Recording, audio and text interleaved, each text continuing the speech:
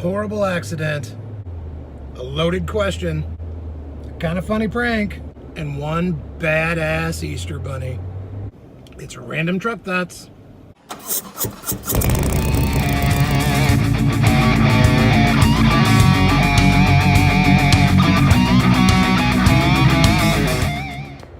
RoadGlideSully here, checking in from the once independent Lone Star State.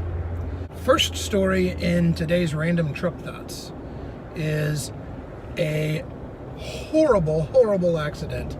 Well, at least it was for one Connecticut family. Seems they came home from a shopping trip to find a naked guy. That's right, a naked guy that they did not know walking around in their house. Seems this gentleman got a little tipsy before he got behind the wheel. So tipsy, in fact, that he ran in to their house, like with his car. You've probably seen that on YouTube before. Something happens, car veers off the road, crashes into the front of a house.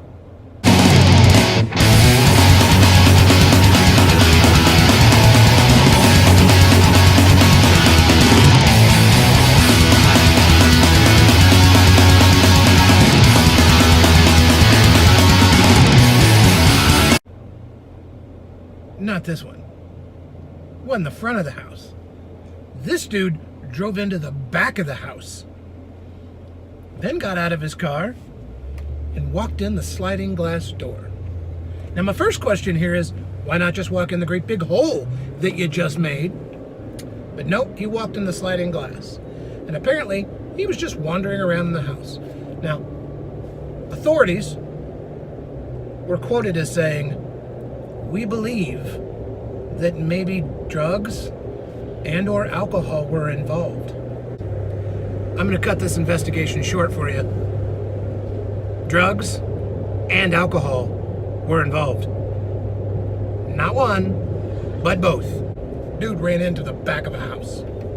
And as if the story isn't funny enough, or not so funny, kids, don't drink and drive. Well, adults either, for that matter. Dude was naked. That's right. So not only was he inebriated, he was also naked. And authorities could not find his clothes, which means he got in the car that way. Well, it kind of makes sense. Look at this dude. He seems, I don't know, genuinely happy to be in jail. Or maybe he's just feeling a little happy, if you know what I'm saying. This next story is about a very loaded question. Now, gentlemen, whether you're married or dating or even know a female, beware of the question, am I pretty? There is only one answer to that question, and a couple in Texas validated that very fact. It seems a girl asked her husband if she was pretty, and he said no. That's not the right answer. Now, a little bit of advice. I honestly don't care what she looks like. No woman ever wants to hear no to that question. Tell her she's pretty, or she'll do what this Texas lady did. I use the term lady loosely. She beat the ever-loving crap out of her husband. Now, on one hand, you can see from the picture here, she's in jail for beating up her husband. And on the other hand, he had it coming. Next up is a kind of funny prank. Seems some teenagers in California decided to play a prank on their school. They generated a letter on official letterhead. Now, before I get into the contents of the letter, let me just say, that's not like the pinnacle of forgery here. Like, how hard is it to create official letterhead? It's not like it's got an embossed stamp on it. I get all kinds of stuff from my kids' school. Official? That's a loose term. So apparently, these kids used the school logo on a white 8.5 by 11 piece of paper, took a picture of it, and then proceeded to Snapchat all over the school. Now, seems like a fairly harmless prank until you read the contents of the actual letter. I'm going to save you from that, but I will tell you that the letter was notification to the student body that there would be an inspection.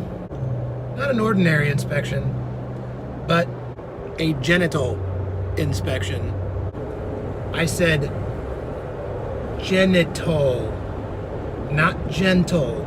Although one would hope that a genital inspection would be gentle. It seems they mentioned in the letter that boys would be separated into circumcised and uncircumcised. Now, I think that's a pretty funny prank. Sounds like something I would have done in high school. One of the parents, not of the kids that actually did the letter, but one of the parents on Facebook from that school said, well, that's pretty impressive. And then ended her post by saying, I don't even think I'd be mad at my kid. I mean, the letter was grammatically correct. And that's what's important in this story, folks, is that if you're going to play a prank on a school, make sure you're grammatically correct. You have to be able to spell genital. And the story continues.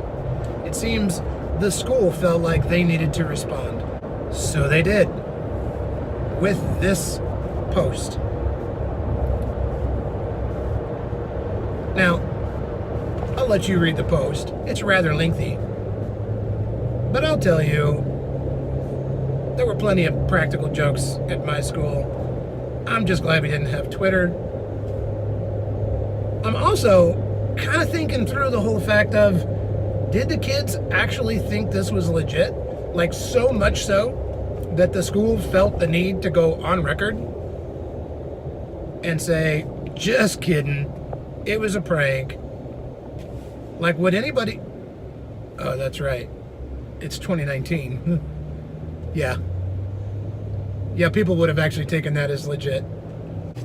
It probably would have made the news. Now, this last story should also serve as a warning, gentlemen, or in this case, not so gentlemen. Here's the video. What? Dang! That is one badass Easter bunny. He done beat the crap out of that dude with fluffy paws. Here's what I'm thinking. You shouldn't hit a girl. Not because it's not right. That's one great reason, by the way. Not because you're going to get arrested. That's two great reasons, by the way. But because the Easter bunny is going to kick your ass. That's three reasons. And you don't want to have to go to your buddies and say, I'm in jail. Why are you in jail? Because I hit a girl? Did you get arrested? Well, not before the Easter bunny kicked my ass.